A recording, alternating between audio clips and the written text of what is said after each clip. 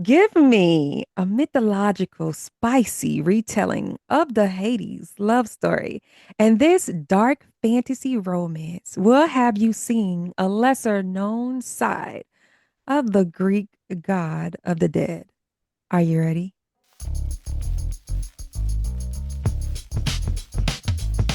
The Books and Vogue podcast.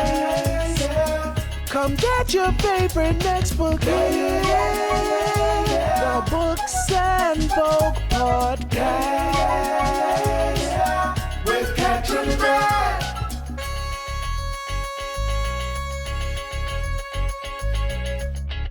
Welcome, book lovers, to the Books on Vogue podcast. This is your premier listening experience all about immersive reading and helping avid and reluctant readers imagine book characters like never before. I'm your host, Katrin Dad. The format of the show is I introduce a book, share tips on how you can engage your senses as you read this title, because it's one thing to be a mood reader, but you get a little something extra from the story when you're a set the mood reader. And finally, I will end the show with a reimagining of my favorite scene. Today, we will discuss techniques for getting into a Prophecies and Pomegranates with none other than the author, T.C. Kraven. Welcome, TC. Hey girl, how you doing? Please tell us about the book. Sure. So, Prophecies and Pomegranates is a Greek mythological retelling. It is the first book in the 12-book Dark Fates series, just acquired by Diversion Books. It was an indie series first, and it popped a little hot. It had a really good run. And basically the first book is the only one that's set in ancient Greece. It just kind of it sets the stage for what's to come, because the other books take place in 1990s in New Orleans. So Prophecies is kind of everybody's get your toe in the door, introduce my world, which is very rooted in Greek mythology. It's very rooted in cosmic events, and it's very rooted in natural history, because I believe that, like most people that study mythology, it was all used as a way to explain the unexplainable, things that we might explain for science now, the seasons, the lunar cycles, eclipses. All of those things were used with mythological retellings to explain and give meaning to those things. So Prophecies is takes all of those things, combines them together, and also gives you a really high heat, impactful, romantic love story, because who doesn't love a complicated, messy drama? It's the basis of being human. Yeah, yeah. Thank you so much for that, TC. Of Do you course. care to join me in the discussion of some tips for setting a reading mood? I would love to. Yeah, it's one of the things. I'm a mood writer myself. I have an entire process for how I like to settle myself in. I have a playlist that I put together as I'm thinking of the books. I have foods I like to eat. I have scents that remind me of the characters. I do mood boards. I'm a very, very immersive writer. So this is right up my alley for a podcast. Thank you for having me on. Well, okay, book lovers. I hope you have your writing utensils ready because class is in session. Hear it, see it, smell it, sense it, taste it, touch it. Hear it, see it, smell it, sense it, taste it, touch it. Hear it, see it, smell it, sense it, taste it, touch it. The Books and Vogue podcast. So, TC, what's the vibe? How can we engage our spirit as we read this book? Well, if I had to think, I would think that you probably would need to be in the mood for something fast, burny, very fated mates, but at the same time, something that requires agency, right? So you'd have to kind of be in the mood to read about a character coming into their own, not because a man or a partner gives them the autonomy to do that, but gives them the space to feel the autonomy to do that, you know? Because it's one thing to you can't live like your best life if you're constantly fighting and in fight or flight mode. So having that space to like chill out and be safe and protected to come into your own feelings, that's important. So for me, I would think if you really wanted to get into this, settle yourself down in a place that makes you feel comfort, that you can be distraction free, and just something that makes you feel safe. Because at the end of the day, that is the crux of their relationship is respect and safety. Okay. Okay. So, what's the sound of prophecies and pomegranates? What key notes in Closure. music? I'm sorry, closure. Hosier, like the artist Hosier, he Oh, is the absolute soundtrack to the to the of Prophecies and Pomegranates. Every god set, every coupling, pairing, thruple, polycule, because we have a couple of those. Within the series has a music playlist, but also a specific artist who plays in my head repeatedly. And for Hades, it is Hosier, and for um Persephone, it's Lana Del Rey. okay. Okay. So, Yeah. oh, that's got me on. Okay. Okay. So it's very dramatic, it's very soulful, it's very yearning and pining. Hades' character is a very solemn, solitude, to himself, quiet person. He has no designs for fame or designs to be worshipped. He does his job, he feeds his dog, he keeps the underworld running, and he stays out of messy ass politics of Olympus because he doesn't trust any of them. So he doesn't engage. He does have a couple of deities that he spends a lot of time with, because of the nature of his work. You have Thanatos, the god of death, because that's a very distinction that people miss. Hades is not the god of death; he's the god of the dead.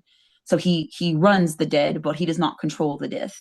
And then you have Hecate, who is a goddess to which no doors are closed. Right? She is the doorway, so she can enter into any realm that she would like, such as her power.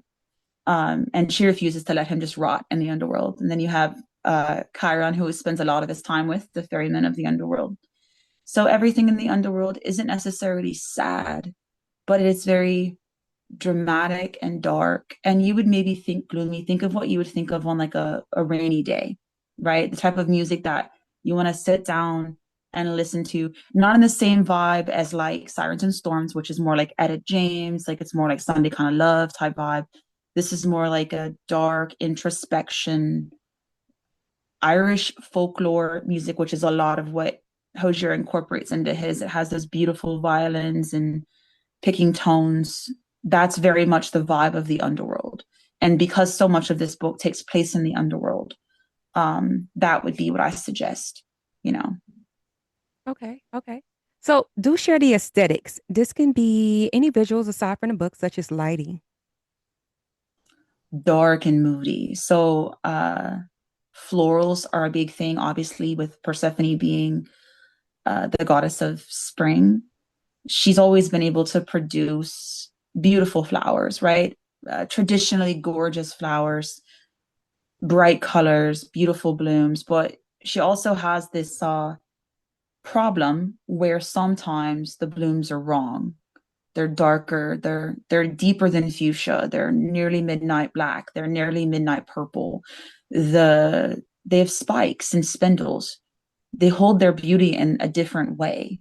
But because it doesn't reach the conventional beauty standards of what is expected of the goddess of spring to grow, they're considered to be like abomination, right? So she's forced to hide those. In the underworld, that aesthetic is celebrated. The pomegranate itself is a dichotomy of life and death. The seeds represent that rebirth and renewal.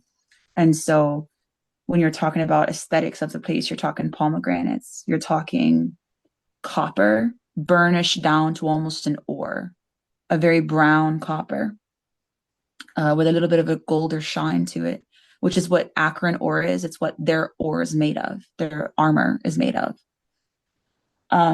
You're talking about moody blue lighting, like this neon, but in blue, Mhm. because the Styx itself glows with this beautiful neon, otherworldly type blue color. It's a bioluminescence of the souls, which we call shades, that carry the power through the underworld. So dark and cool. So it's almost like digging under the covers, right? It's cold outside in your room, but under the covers, your body keeps it warm. that's kind of the entire aesthetic of Prophecies and Pomegranates. Okay. So, what's the flavor? Any food or drink companions for this title? Oh yeah, so pomegranate wine for sure. Um, Also ambrosia, which is described as the nectar of the gods, right? But I'm from the South, so for us, ambrosia is like a salad. It's like a sweet salad that nobody knows where it came from really. It's just something that your mima used to bring to like family functions and you ate it because it was delicious. But it's sweet and it's earthy, and I like to think of it as fruits dipped in honey, you know? Um, the types of fruits though that I associate with this are those winter type citrus. They're orange, they're pomegranate, they're blood orange, sweet in its own way, sweet if caramelized, if cooked, but with the natural sugars, but it still has that bitter backbite as well. Pomegranate wine, which is sweet up top, but has that almost sour taste to the back of it, Mhm. because everything in this realm is just past the point of expiration, right? It's that little bit of sweetness to a bowl of fruit that's been sitting on your counter too long that you know you need to make some banana bread with. Yeah. Yeah. So, Yeah. what's the So aroma? Are there any smells to transport us into the pages? yes. So Hades smells like pine, like winter. You know, when you go into, I don't know where you live or where you're from, but we get this smell where I'm from in the South. We don't get winter very often. And our winters would not be considered actual winters, but we do get a little bit of a breeze that comes through like mid-January. And out where we are, we have a lot of pine and we have a lot of oak. And the wood takes on this colder scent. And there's no way that I can think to describe it besides that. It's like smelling ice, Mm. if that makes any sense. It And feels like Hades, muted. It's kind of muted down, but it's still there. yes, It's strong, but it's yes. mute. Yeah. Yes, it lingers on you like when you come in from the cold, right? And you're inside your home where you've got all your comfort and your warmth and your smells, that cold clings to your skin. And that kind of is a very good representation of Hades' scent. And then Persephone, she's different. She's got that, beautiful floral, but her florals are more um black-eyed Susan, right? Her florals are less rose and gardenia and more deep lilac. So it lingers, it's there. It's not as bright as like a lavender or a peony, but it is heady. So maybe think a little bit like sage or thyme. um it's rooted in earth, that smell of the earth. Those are the smells of the dark fates. Okay. Okay.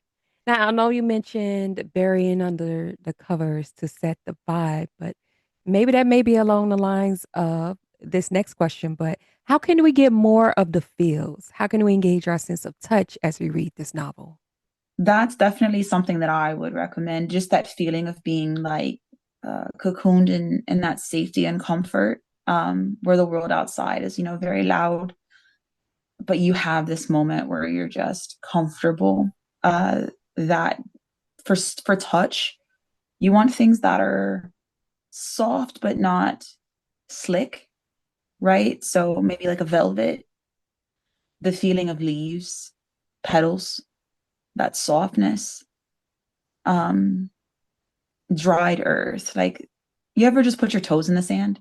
Yeah. Yeah. Yeah. Yeah, so kind of like that, very grounding to nature. This series is very much about every god and goddess's connections to nature, because all of them are built off of natural um, fibers, natural phenomena. They all represent something that we as humans have assigned to them. So for Hades and Persephone, that's dirt and dust and comfort and cold, but it's also warmth and light, because Persephone is both. She doesn't have to choose. She gets to be both. She gets to have her soft girl era and also her vengeance queen era. So for her, the root of it is safety. So whatever makes you feel safe, if it's your bed, if it's a cozy corner, if it's your own area and nook in the library, your local library, and that quiet stillness in a local library is a perfect summation of that safety. You know, Yeah, yeah. you exist with other people in this plane, but your silence is your own. I love that. I love that. Well, there you go, book lovers. These are your recommended supplies as you read this title. If you're able, pause and get some of these if available, or simply imagine, because it's time for my favorite scene. Disclaimer, please note that exact words, names, locations, indoor scenarios mentioned in this reimagined reenactment may differ from the actual book. Sharing my favorite scenes I reenacted though, imagining the fiction world that I've been reading of. Going from all the things, I just gave you a list. Come experience all the senses as protagonists. And it don't get more real than this. Immersive read with books on book and live vicariously.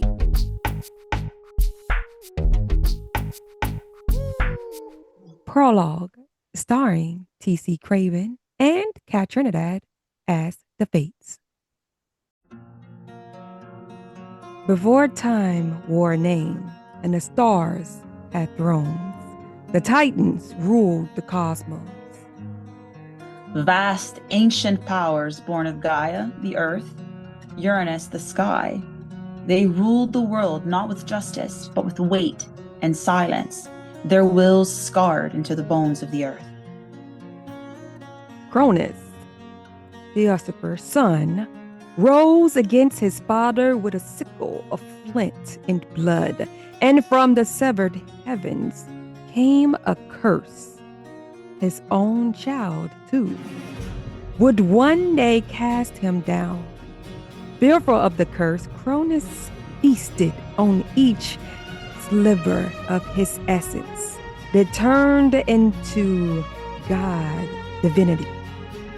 Those forms who would come to be known as Olympians. He swallowed them whole, God and goddess alike, hoping to hush prophecy within the prison of his lust. But Queen Rhea, weary of loss and tyranny, swallowed a stone in place of Zeus and spirited away the last born to a hidden isle for protection, giving a path for prophecy to become real. Tricked, Kronos devoured the swaddled stone and thought nothing more of it. Zeus returned grown, cloaked in thunder and vengeance, and split Kronos open, tearing the swallowed gods from their prison, raising them for war. With Hades, who would rule the dead, Poseidon, who would shake the seas, Hera, the iron-hearted, Demeter of the harvest, and Hestia of the flame, Zeus waged 10 years of ruin. Together the gods rose against the ancient order, and all the realms shook with the clash of Titan and Olympian during what came to be known as the Titanoma. Mountains burned, oceans boiled, Titans fell, screaming into Tartarus. Their change forged by victory and betrayal, and so the world was broken and remade, not gentler, but crowned with the new tyranny of light. The Olympians took their thrones in the upper and lower realms, but the sky belonged to Zeus. The remaining Titans, who fought against their own, were given amnesty, but were required to bend the knee and pledge everlasting fealty to Zeus, the god of gods. Convinced that only absolute submission would prevent the same fate that befell his father and grandfather, Zeus demanded that any marriages between deities required his blessing, so that he could control the wells of power these unions produced. For Titan, his paranoia knew no end, and he required even stricter constraints. They must bind themselves to a deity of his choosing. Any deviation or refusal of his command garnered brutal and heinous consequences. As the centuries moved on, there were those who dared to defy his command, and they found the cruelty of the god of gods endless, often resulting in death and destruction to all involved. Drunk on power, Zeus became the very dictator he had fought to overthrow. but with his title in place in the magic of the fates to sustain him, the divine of the three realms had no choice but to obey. Until now. Book lovers, if you have enjoyed the sneak peek, you can get more by reading the whole book of Prophecies and Pomegranates by T.C. Kraven. It's available at your local library and everywhere books are sold. And if it's not, request it because you deserve to read all the books that interest you. And if you've already read A Prophecies and Pomegranates or in the middle of reading it, let me know in the comments what you like to do to set the mood for reading because I would love to hear from you. So please leave your feedback. Did you know you can support the show by downloading and becoming a member of the Alive Podcast Network app? The Books and Bold podcast is now part of the Alive Podcast Network app. And by downloading the Alive Podcast Network app, you would experience unlimited access to other Black hosted content and will be able to keep bringing you amazing content week after week. I encourage you to check it out. And if anyone asks, tell them Katrin that I sent you. TC, is there anything else you would like to share with the listeners? I apologize in advance for the cliffhanger and emotional damage that the end of this book will do to you. And for my members, my fellow members of the LGBTQIA plus community, please just trust me. Just trust me. It's not what you think. Give it to book 2. That's all I got to say. And thank you so much for having me today. I really appreciate you, Kat. Let me go ahead and wish this title a happy book birthday. Today is Pub Day. Just want to let you all know, please go out and support the author, support this publication day, this book birthday, and go check it out, y'all. Thanks so much, y'all. Bye. Okay, book lovers, as always, thank you for listening. With peace, much love, and joy. Happy reading.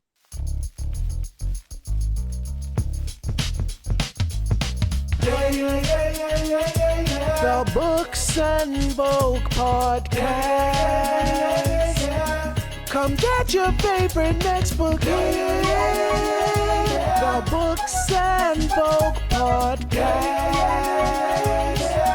with Katrin Brad. Subscribe, listen, check out recommendations, and happy reading.